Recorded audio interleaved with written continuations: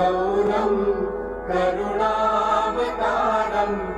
संसारसारं भुजगेन्द्रहारं सदा वसन्तं हृदयारविन्दे भवं भवानी सहितं नमामि।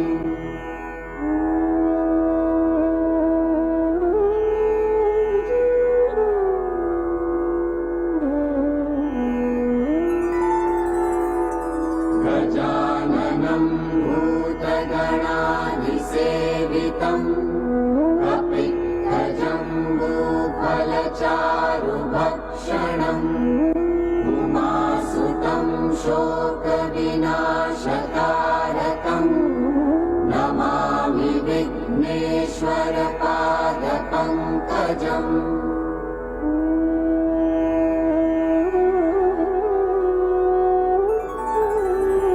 दुर्गे स्मृता हरसि भीतिमशेषजन्तो स्वस्ते स्मृता मतिमतीव शुभां ददासि। दारिद्र्यदुःखभयहारिणि त्वदन्य सर्वोपकारकरणाय सदार्द्रचित्ता।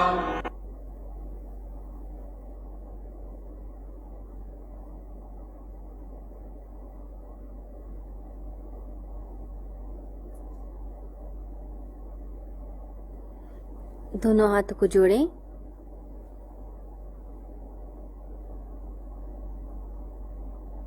तीन बार ओम का उच्चारण करें।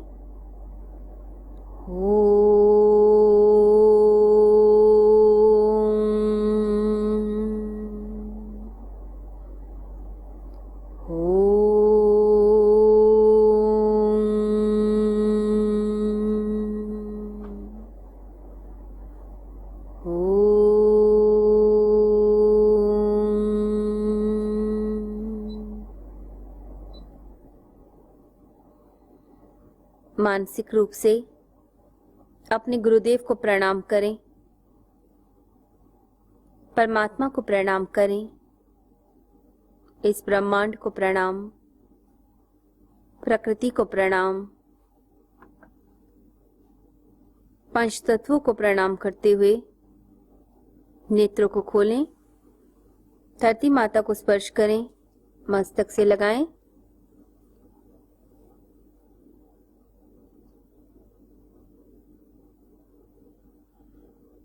आए हुए जितने भी साधक हैं, जो भी ऑनलाइन मेडिटेशन अटेंड कर रहे हैं, उन सभी का स्वागत है। ध्यान का अर्थ है खुद का निरीक्षण करना, अपने आप को ऑब्जर्व करना, सेल्फ ऑब्जर्वेशन, अपने बारे में जानने का प्रयास। होता क्या है, हम सभी दुनिया को जानने का प्रयास करते हैं। लोग क्या कर रहे हैं, पड़ोस में क्या हो रहा है, क्या नई खबर है, ब्रेकिंग न्यूज़ क्या है।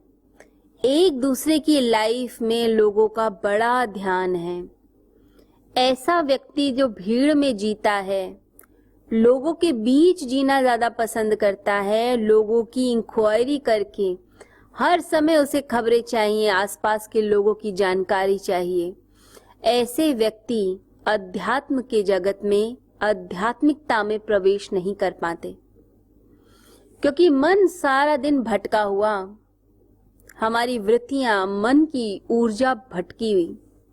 ऐसी भटकी ऊर्जा वाला व्यक्ति ध्यान के लिए अनफिट माना जाता है। तो ध्यान की तरफ जो भी व्यक्ति चले, सबसे पहले एकांत में रहने की प्रैक्टिस कर लीजिए।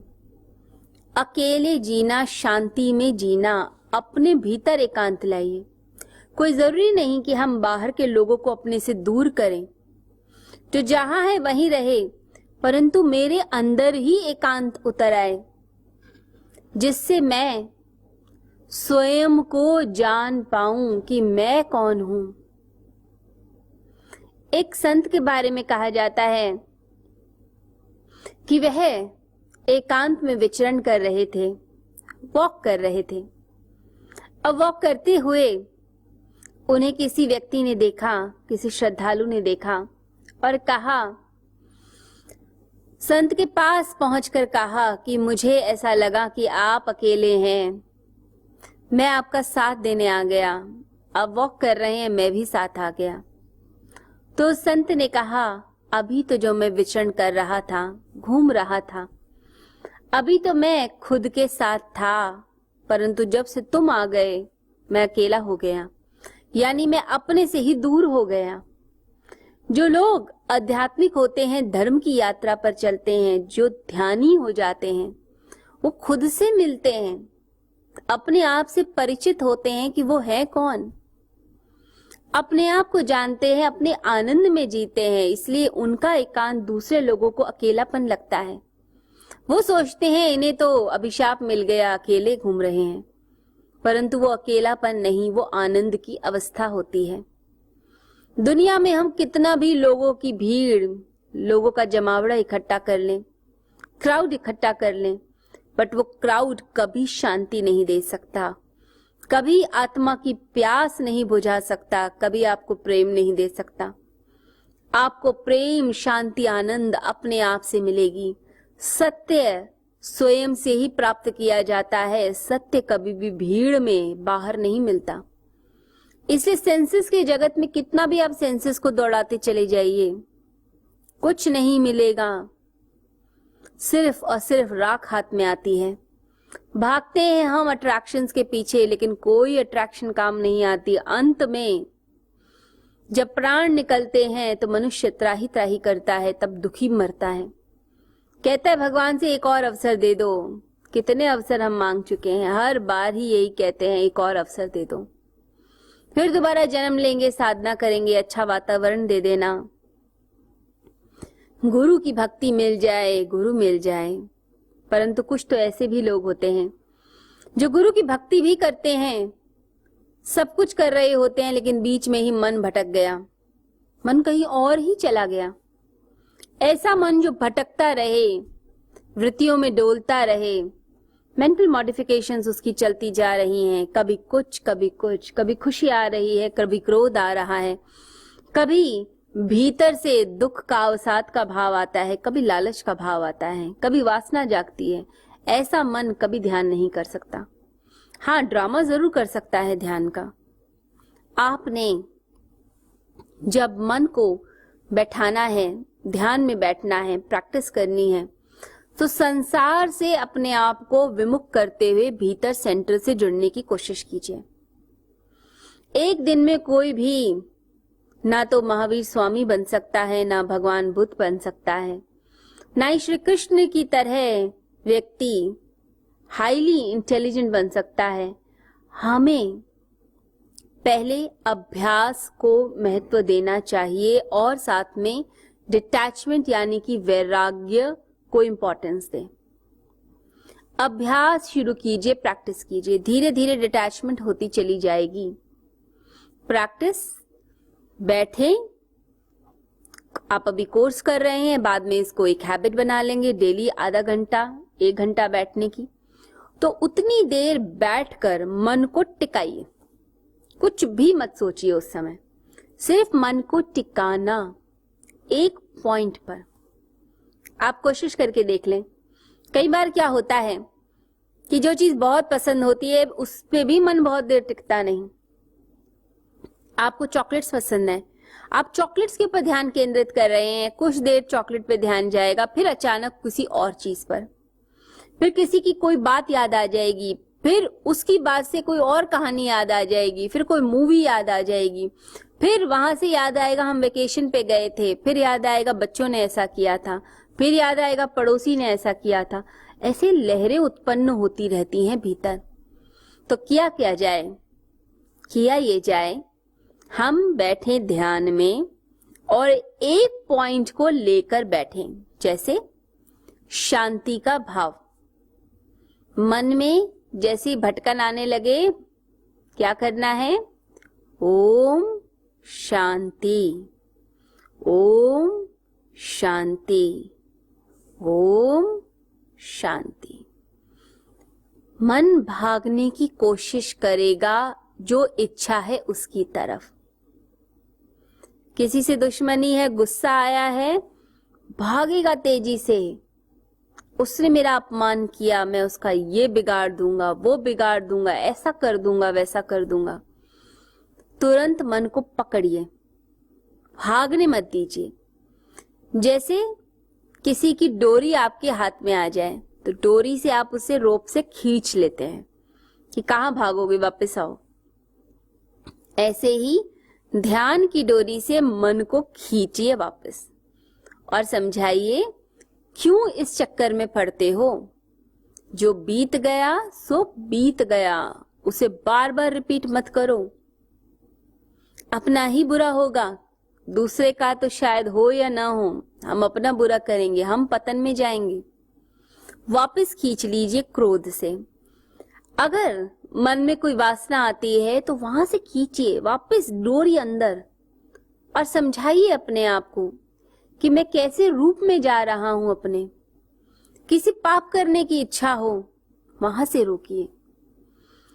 भीतर शांत, कोई लहर उत्पन्न ना हो, ना ईर्ष्या की कि दूसरा आगे कैसे निकल रहा है, मुझे आगे बढ़ के दिखाना है। ईर्ष्या नहीं, द्वेष नहीं, राग नहीं, लोभ नहीं। खींचते जाइए। जब हम बैठेंगे और बैठकर एक पॉइंट पे मन टिकाते जाते हैं तो शांति आती जाती है हमारे अंदर। शांति मतलब लहरें उत्पन्न नहीं होती, और होने भी लगे आप उन्हें वापस खींच के ले आते हैं। तो केनोपनिषद में बताया जाता है कि मन यदि भटके, मन की वृत्तियां बनने लगे, तो उसे वहीं से खींचकर दोबारा अपने आत्मा के कंट्रोल में लेकर आइए। तो हम अपनी आत्मा के कंट्रोल में मन को लेकर आएं और ऑब्जर्व करें स्वयं को कि हम कर क्या रहे हैं। गहराई से देखिए, जो रूप हमने बाहर बनाया है संसार में, क्या वो रूप सत्य है? क्या हम वाकई में वैसे हैं या हम सिर्फ नाटक कर रहे हैं? तो बाहर की बात नहीं, भीतर कैसे हैं हम? तो सेल्फ ऑब्जर्वेशन, अपने बारे में देखना। बाहर से किसी ने कहा आप तो बहुत ही सच्चे इंसान हैं, बहुत अच्छे हैं, कितना अच्छा आप बोलते हैं, आपकी तो बात ही अलग है। अब आपने उसकी बात सुनी और आप उसकी बातों में आ गए।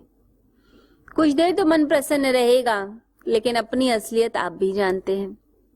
अगर आप वैसे नहीं हैं तो ड्युअलिटी, द्वैत आ जाएगा। बाहर से आपको कोई बोलता है आप तो बड़े त्यागी हैं, बड़े अच्छे हैं, और भीतर से आप लालची, चीजों के पीछे भागने वाले, अपॉर्चुनिस्टिक, मौका मिले और बस मैं धन ले लूं, पद ले लूं, प्रतिष्ठा ले लूं। तो आपकी सच्चाई पूर्ण रूप से आपके सामने है, दिखती है आपको, लेकिन बाहर की बातों को हम आरोपित कर लेते हैं अपनी आत्मा के ऊपर और हम सोचते हैं कि हम महान। तो ये जो झूठा दिखावा है, ये जो झूठा आवरण आपने बना रखा है, इसको तोड़ना है ध्यान के माध्यम से।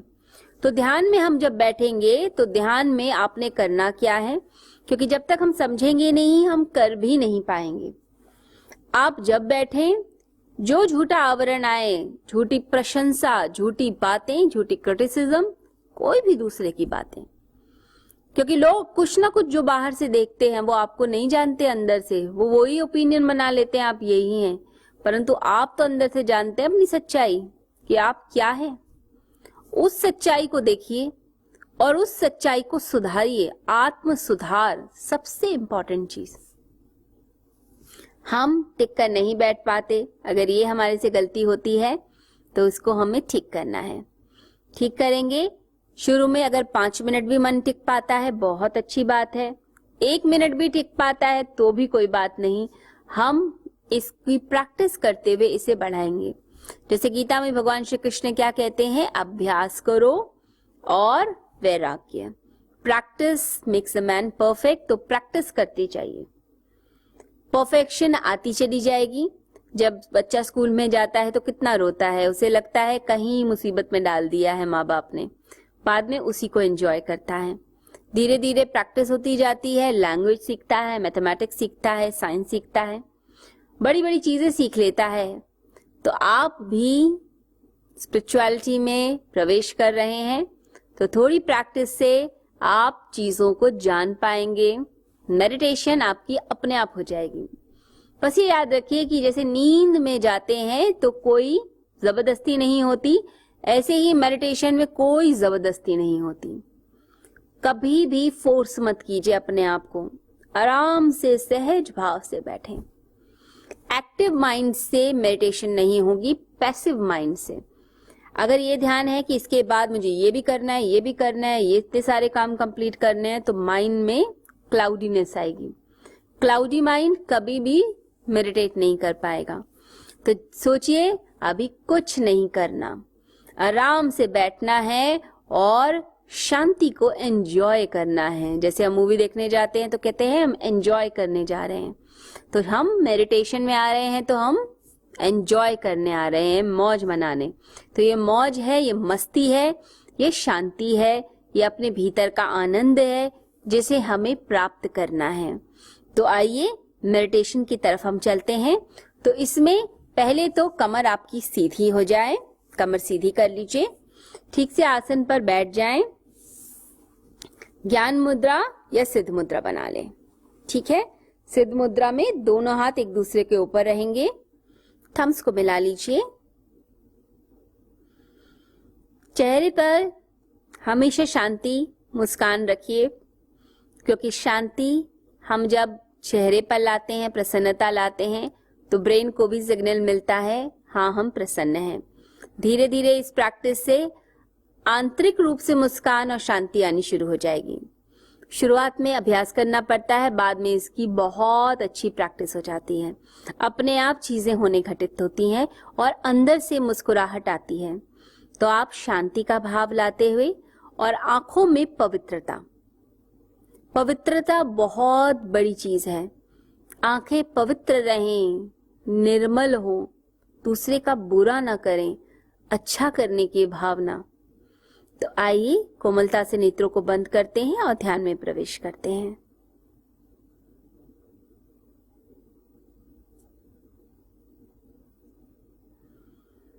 कुछ देर आंखें बंद करके अपनी आती जाती श्वास को देखेंगे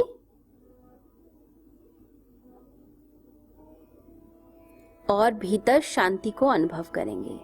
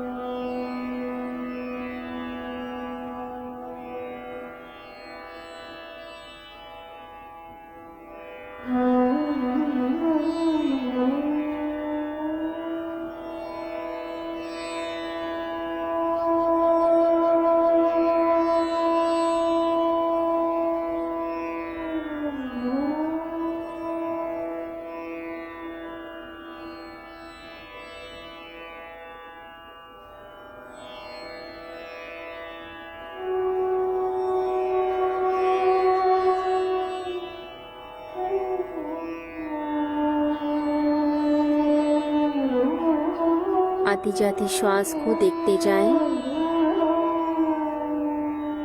मन को शांत करते जाइए।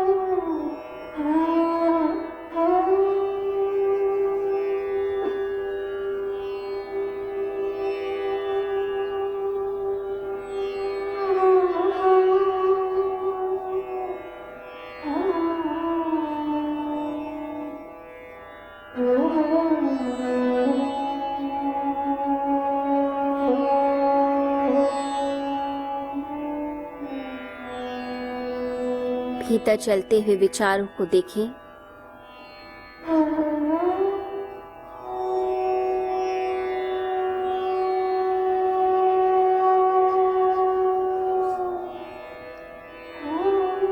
अपने विचारों से लड़े नहीं,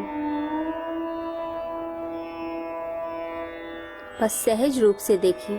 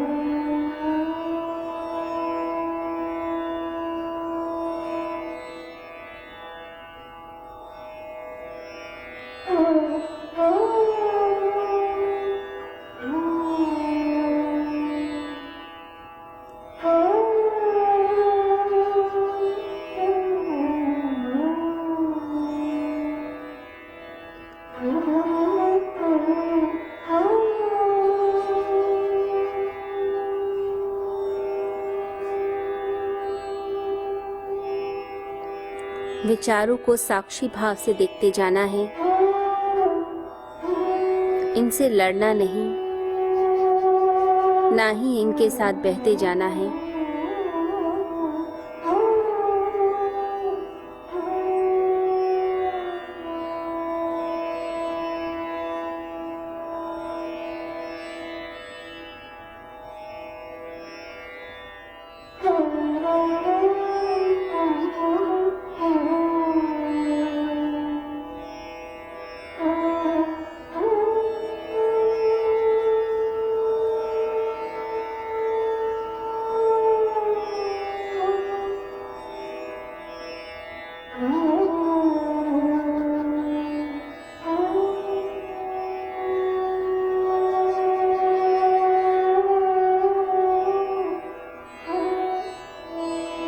गहरी श्वास भरिए और छोड़िए।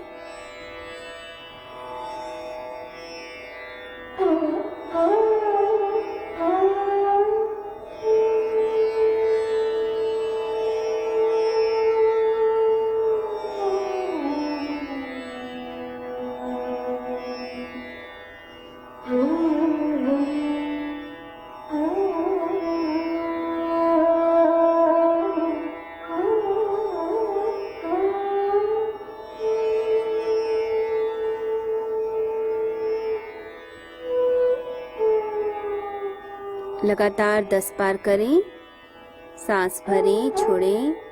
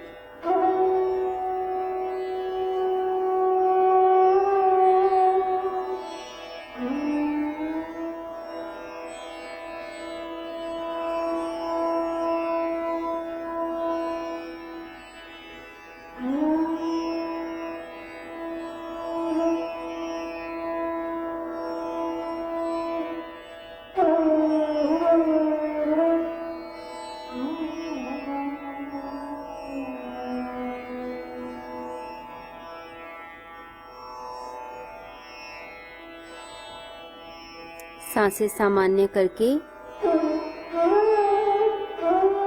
भ्रामरी करेंगे।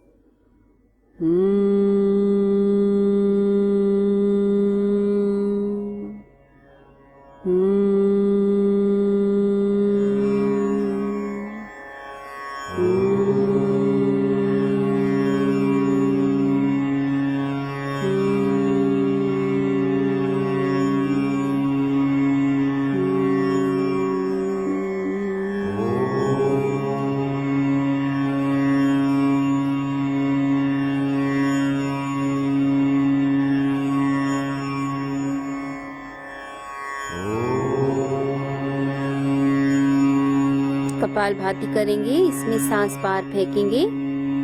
सांस का लेना स्वयं होगा। 25 बार।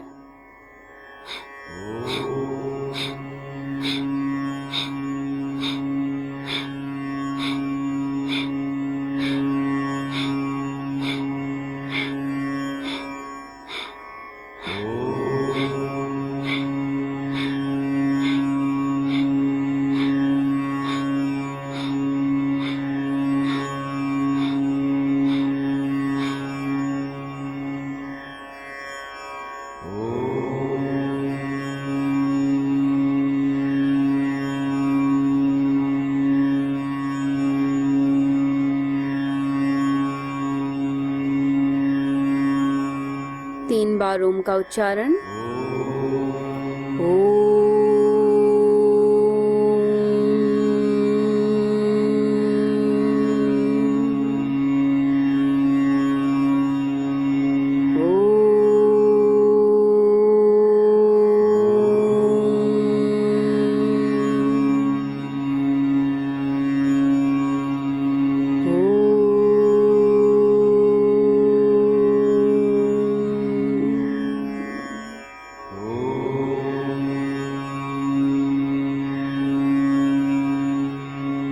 कपालभाति 25 टाइम्स करें। सांस को बाहर की तरफ फेंकना है, पेट अंदर जाएगा और सांस का लेना स्वयं होगा। आइए शुरू करते हैं।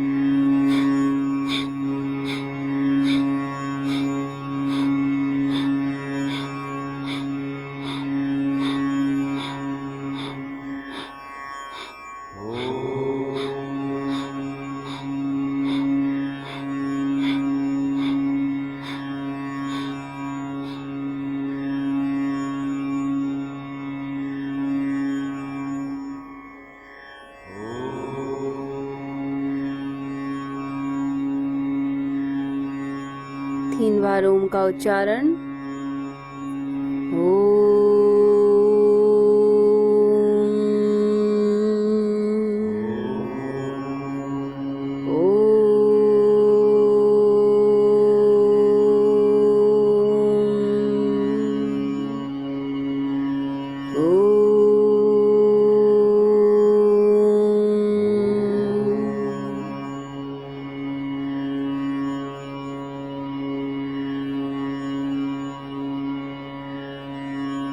एक बार और कपालभाति करें।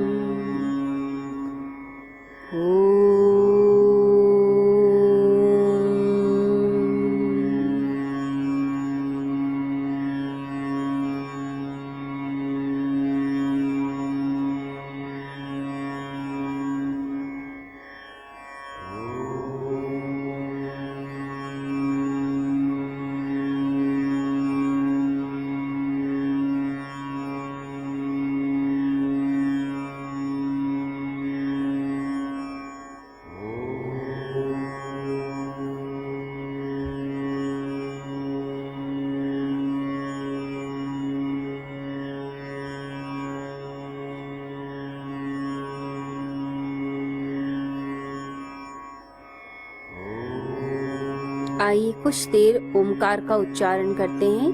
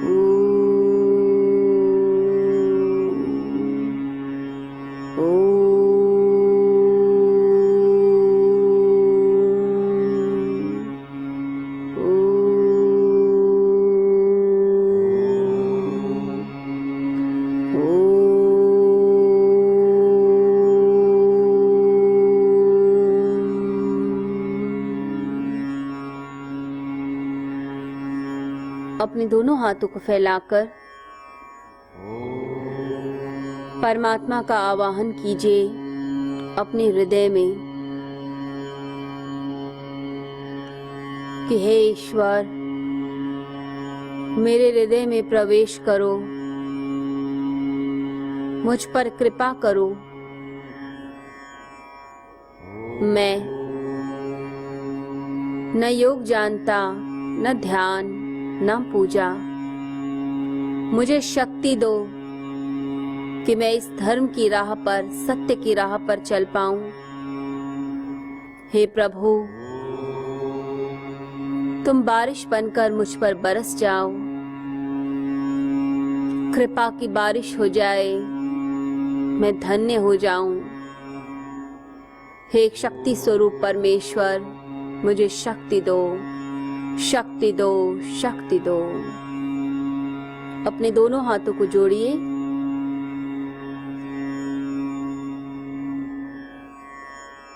भगवान को प्रणाम करें।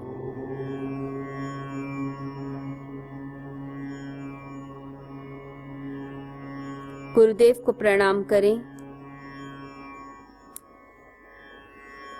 ओम कर्पूर गौरम करुणावतारम संसार सारम भुजगेन्द्रहारम सदा वसन्तं हृदयारविन्दे भवं भवानी सहितं नमामि। ॐ नमः शिवाय, ॐ नमः शिवाय, ॐ नमः शिवाय, ॐ नमः शिवाय। ॐ गुरुर्ब्रह्मा गुरुर्विष्णु गुरुर्देवो महेश्वरः गुरुर्साक्षात् परब्रह्मा तस्मै श्री गुरुवे नमः। ॐ शान्तिः शान्तिः शान्तिः। ॐ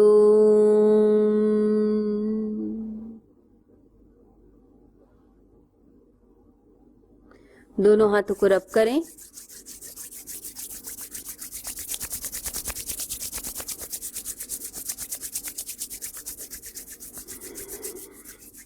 माथे पर अपने हाथों को रखें। परम शांति, परम आनंद को अनुभव करें। विचार शांत हो, माथा ढीला हो। अपने चेहरे पर रखिए, चेहरे पर सुख की छाया, ओज तेज आए, परमात्मा की कृपा आए। आंखों पर रखिए, आंखों में शक्ति आए, पवित्रता आए, तेज आए, तेजस्वी हो हमारी आंखें। कंठ पर, कंठ में शक्ति, सत्य की शक्ति। हृदय पर प्रेम और करुणा को अनुभव करें। नाभि केंद्र पर शक्ति मिले, शक्ति मिले, शक्ति मिले। पैरों पर ऊर्जा दें। घुटनों को हील कीजिए कुछ देर। घुटनों में शक्ति आए। भुजाओं पर शक्ति दीजिए। कर्म की शक्ति आए, कर्म की शक्ति आए। पंच तत्वों को प्रणाम। धरती माता को स्पर्श करें, जल की कुछ बूंदें डालें, स्पर्श करें और मस्तक से लगाएं। ओम शक्राय नमः। कोमलता से नेत्रों को खोलें।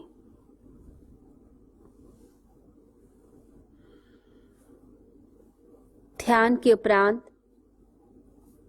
कुछ जल की बूंदों को जमीन पर डाल के और टच करके फिर मस्तक से लगा लेना चाहिए। ऐसे आपकी जो बायो इलेक्ट्रिसिटी है बॉडी की वो बिल्कुल नॉर्मल हो जाएगी। ध्यान के समय ज्यादा ऊर्जा बनती है शरीर में। तो कई बार क्या होता है, पूरा दिन बॉडी में ऐसा लगता है किसी भी चीज को छुएंगे करंट लगेगा। तो आप जब अर्थिंग कर लेते हैं, बोलते हैं ओम शक्राय नमः, बस तो आपकी इलेक्ट्रिसिटी नॉर्मल हो जाती है। पर पानी की कुछ बूंदें जरूर डालें। तो एक पात्र अपने पास रख लीजिए जल का, जो आपके साथ रहना चाहिए। साथ ही साथ कंफर्टेबल पोस्चर जरूरी है। बीच बीच में पैर दुखने लग जाते हैं जिन लोगों के, वो अपने पैरों को फैला सकते हैं। जमीन पे पैरों को फैलाकर आराम से ध्यान कीजिए।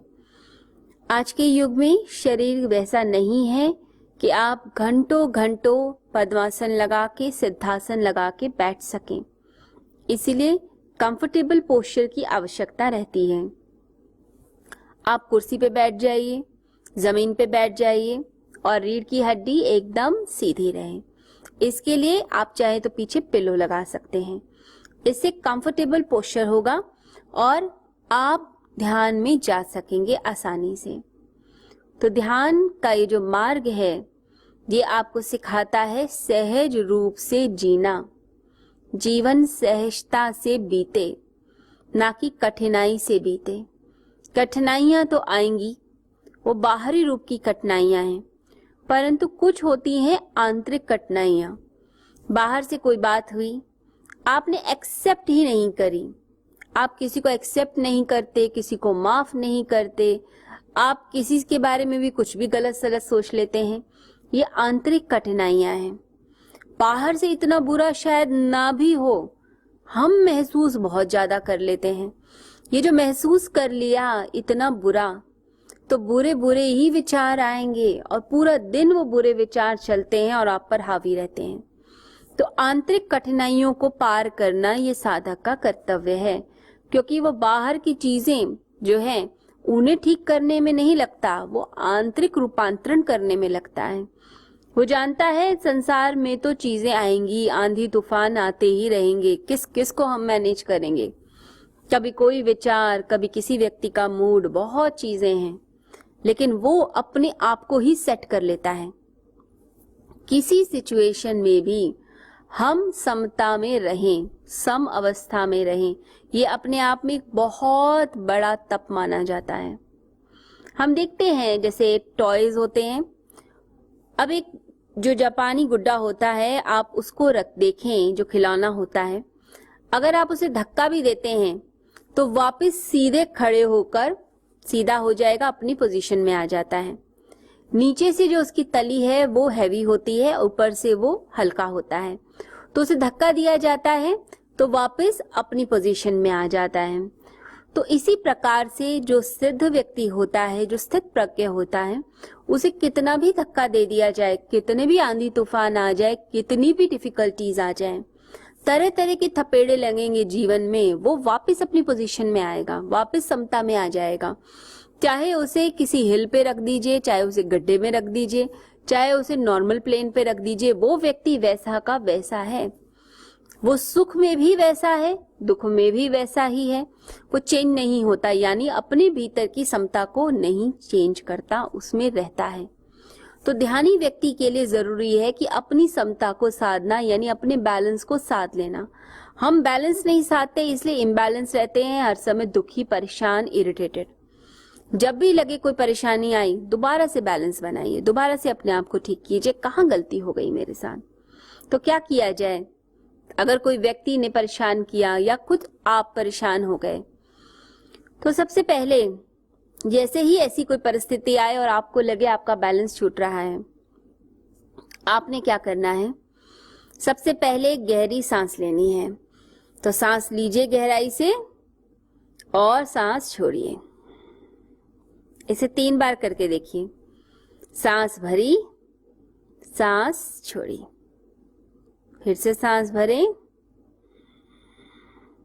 सांस छोड़ें, फिर से सांस भरें, सांस छोड़ें। भीतर बोलना है ओम शांति, ओम शांति, ओम शांति।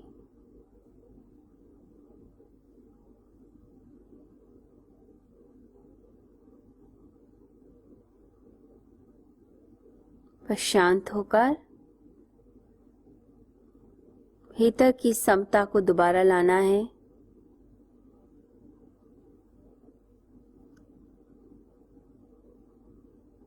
शांति आती जाए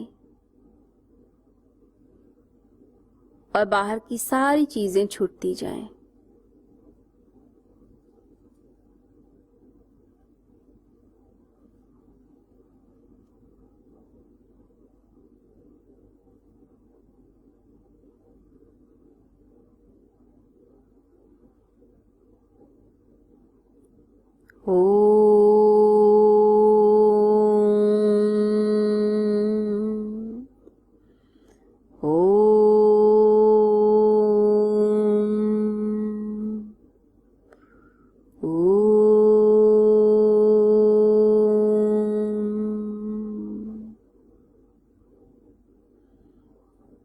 बस आंखें खोल लें।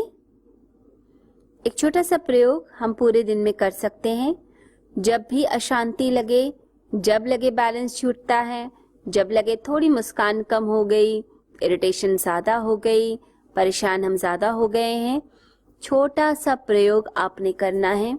तो 24 आवर्स में हम इसे जितना ज्यादा करते जाएंगे उतना शांति की तरफ हम बढ़ते चले जाएंगे। तो एक व्यक्ति जो क्रोध से भरा, उसने क्या किया, जो डोरी थी वो छूटने लगी, उस डोरी को खींच लिया। आत्मा ने खींच लिया मन को अपनी तरफ। तो ये जो ओम शांति का प्रयोग है, ये खींचना है अपनी तरफ, अपनी स्व की तरफ, अपनी आत्मा की तरफ।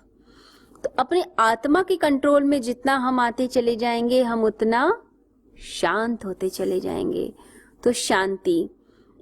उसके बाद जिसने कोई गलती की उसे क्षमा, मन से क्षमा करना है। जो हो गया क्षमा कर दीजिए।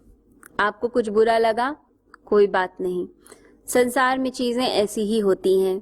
हम इस संसार में अतिथि हैं, गेस्ट हैं, कुछ देर के लिए आए हैं, कुछ समय के लिए आए हैं, तो माफ कर दीजिए।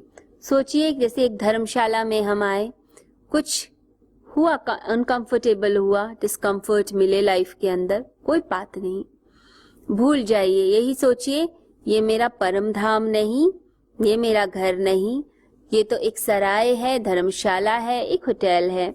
हम कुछ टाइम के लिए पृथ्वी पर आए हैं भ्रमण के लिए और फिर चले जाएंगे। कहाँ जाएंगे? परमेश्वर के पास। तो परमेश्वर हमारा असली घर है, बस उसी घर में हमें जीना है और उसी में प्रसन्न रहना है। तो ये सोचेंगे तो अपने आप ही क्षमा का भाव आएगा, दूसरों के प्रति क्षमा का भाव। तो हम माफ कर पाएंगे और खुश रह पाएंगे। जो लोग माफ नहीं कर पाते, बंधनों में रहते हैं, वो कुढ़ते रहते हैं, ना उनकी सेहत बनती, ना वो जिंदगी में कुछ कर पाते। कुछ लोग ऐसे होते हैं जिनके शरीर पर कुछ भी हो जाए, स्वस्थ हो ही नहीं सकते। कितनी भी अच्छा उन्हें आहार खिला दीजिए, कितनी भी बढ़िया मेडिसिन दे दीजिए, लेकिन क्या प्रॉब्लम है? प्रॉब्लम माइंड की है, प्रॉब्लम इमोशंस की है। वो ठीक होने चाहिए।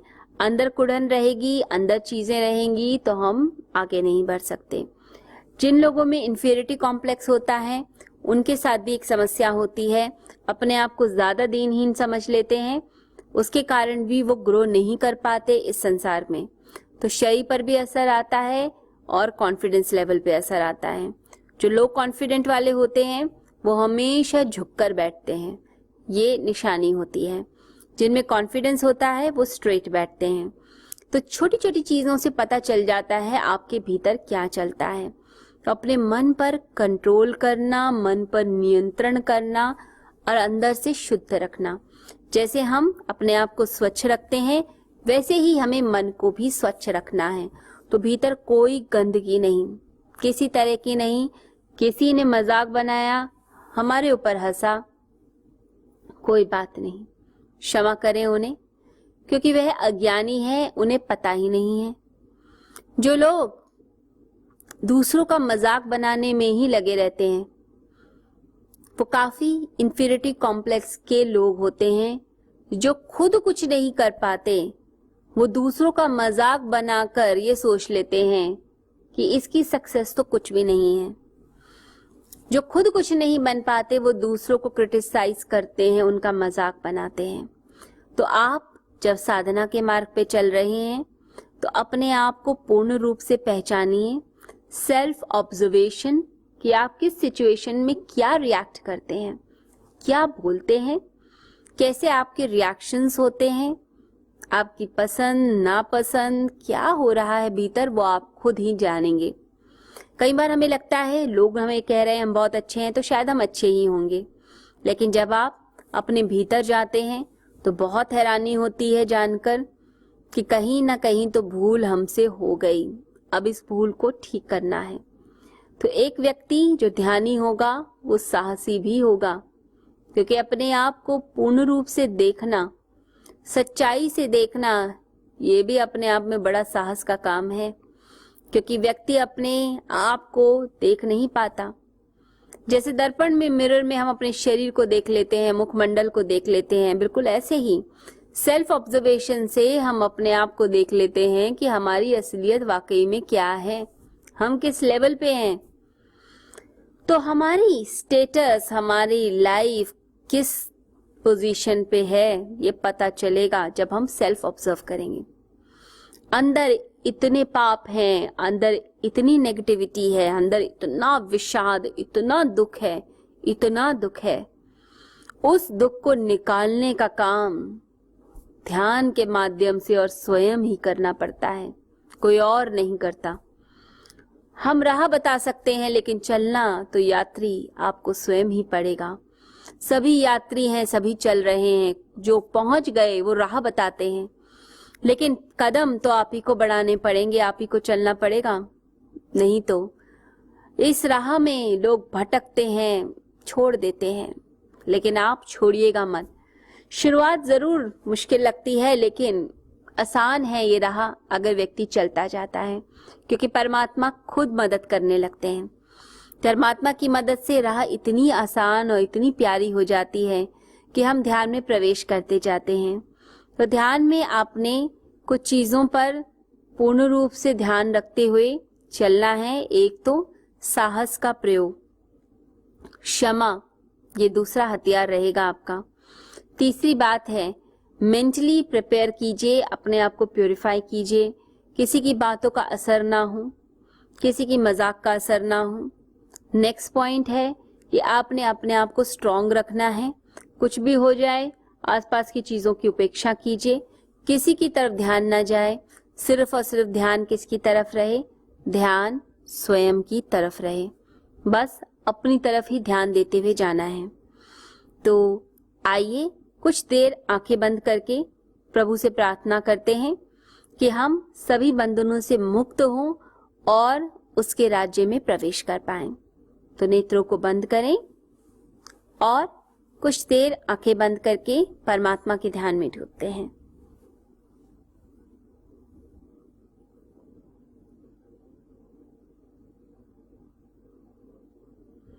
ओमकार को सुनेंगे, ओमकार की ध्वनि को।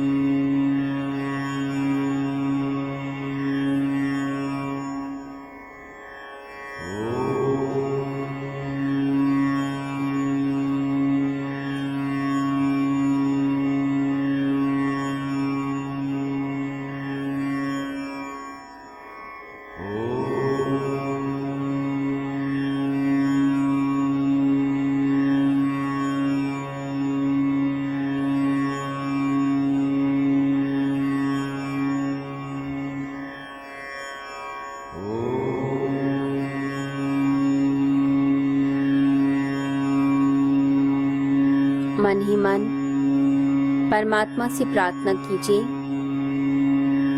जो कुछ आप प्राप्त करना चाहते हैं इस संसार में, जो आपकी गहन इच्छा है, जो मनोकामना है, उसे मन ही मन परमात्मा के चरणों में रखिए। गहन श्रद्धा और प्रेम के भाव के साथ परमात्मा के चरणों में अपनी प्रार्थना को रखें।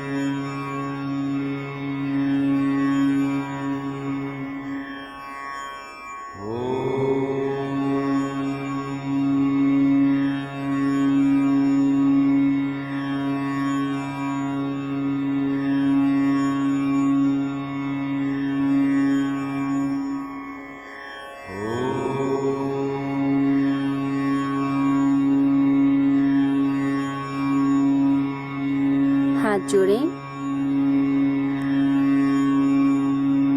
परमात्मा को धन्यवाद दें।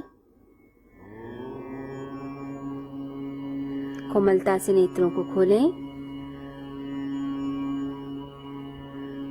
ध्यान की यात्रा बड़ी ही प्रेमपूर्ण यात्रा है। बस इस राह पर हम चलते चले जाएं, मन को शांत करते हुए, पवित्र करते हुए, और हर समय मन में यही भाव रहे कि हमारा जो कुछ है वे वही ईश्वर है और उसी ईश्वर की राह पर हमें चलते चले जाना है। कोई कुछ भी करे, कैसे भी विघ्न आए, कैसी भी परेशानियां आए, परंतु हमारा लक्ष्य परम सत्य है और उसी की ओर हमें चलते जाना है। जो व्यक्ति इतने ही संकल्प के साथ चलता है, इतने प्रेम और श्रद्धा के साथ चलता है, परमात्मा भी उस व्यक्ति को प्राप्त हो जाते हैं। आप सभी सौभाग्यशाली हैं जो इस ऑनलाइन मेडिटेशन के द्वारा आप रोज अभ्यास कर रहे हैं और रोज जान रहे हैं ध्यान के बारे में। देखिए, ये एक ग्रेजुअल प्रोसीजर है, बड़े आराम से धीरे धीरे करके जाना जाता है। किसी एक कोर्स से ही नहीं जाना जाता, रोज का अभ्यास जरूरी रहेगा। तो जो आप सीखते हैं उसे अपनी डायरी में नोट करते हुए और इसकी प्रैक्टिस किया कीजिए। जितनी प्रैक्टिस होगी उतना ही आपका मन टिक पाएगा और उतना गहरा ध्यान हो पाएगा। तो आप सभी को मैं शुभकामनाएं देना चाहती हूँ और मैं चाहती हूँ कि आप सभी की जिंदगी में शांति, आनंद और प्रेम आए और आप जो चाहते हैं जिंदगी में आप वो बन पाएं। सभी को मेरा हरिओम।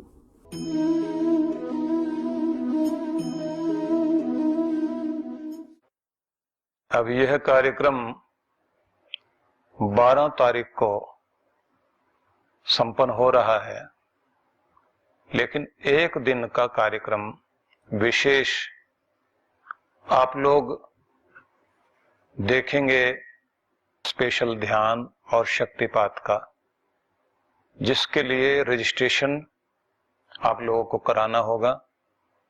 और वह दिन जब शक्तिपात का होता है, वह दिन गुरु का और साधकों का होता है। उस दिन आप अपनी श्रद्धा, अपनी कृतज्ञता प्रकट करेंगे गुरु के प्रति, जो परंपरा है। उसी दिन गुरु दक्षिणा भी देनी होती है। उस गुरु दक्षिणा में जहां आप अपनी कमजोरियों को छोड़ने के लिए संकल्पबद्ध होंगे, वहीं आप पुरानी परंपरा के अनुसार तो लोग जो है वस्त्र से लेके अन्य सारी चीजें गुरु को अर्पित करते थे। यहाँ केवल आपको उतना ही करना है जैसे ये लोग निर्देश देंगे, और यह अभी तक जो भी आपका सहयोग आया वो सब पवित्र कार्यों में, सेवा कार्यों में जैसे नियम होता है रसीद कटकर, वह उधर लग जाता है। जो आप लोगों को बार बार भाव आता है कि गुरु को अर्पण करें, गुरु प्रयोग करें, तो ये अधिकार आपको कृतज्ञता प्रकट करने का, आभार प्रकट करने का उसी दिन मिलेगा, जैसे शक्तिपात और साथ में स्पेशल मेडिटेशन, विशेष ध्यान जब आप कर चुके होंगे, उस समय आपको यह कृपा पाने का अवसर मिलेगा। यह कार्यक्रम उस दिन आप रविवार वाले दिन 7 बजे से इसका आनंद ले सकेंगे, लेकिन 8:30 बजे से एक स्पेशल प्रोग्राम और ही उस दिन होगा, लाइव कार्यक्रम, जो फेसबुक पर, यूट्यूब पर लाइव प्रोग्राम आएगा। वह होगा प्रश्न उत्तर का कार्यक्रम, क्वेश्चन आंसर का कार्यक्रम। उसमें जितने भी आपके प्रश्न हैं, आपकी भावनाएं हैं, आप जो कह रहे थे, उस सब को व्यक्त करने का, पूछने का और मुझ तक पहुंचाने का मौका आपका होगा। लेकिन वह कार्यक्रम फेसबुक और यूट्यूब पर तो आप उसी समय से लाइव देख पाएंगे, लेकिन आपके पास, आपके लिंक पर वह 4 बजे शाम से अगले दिन शाम तक रहेगा। उसमें से भी आप 2 बार, 4 बार, 10 बार, जितना आप देखना चाहेंगे उसे वहां देख सकेंगे। यह अपने आप में एक अद्भुत प्रयोग रहेगा।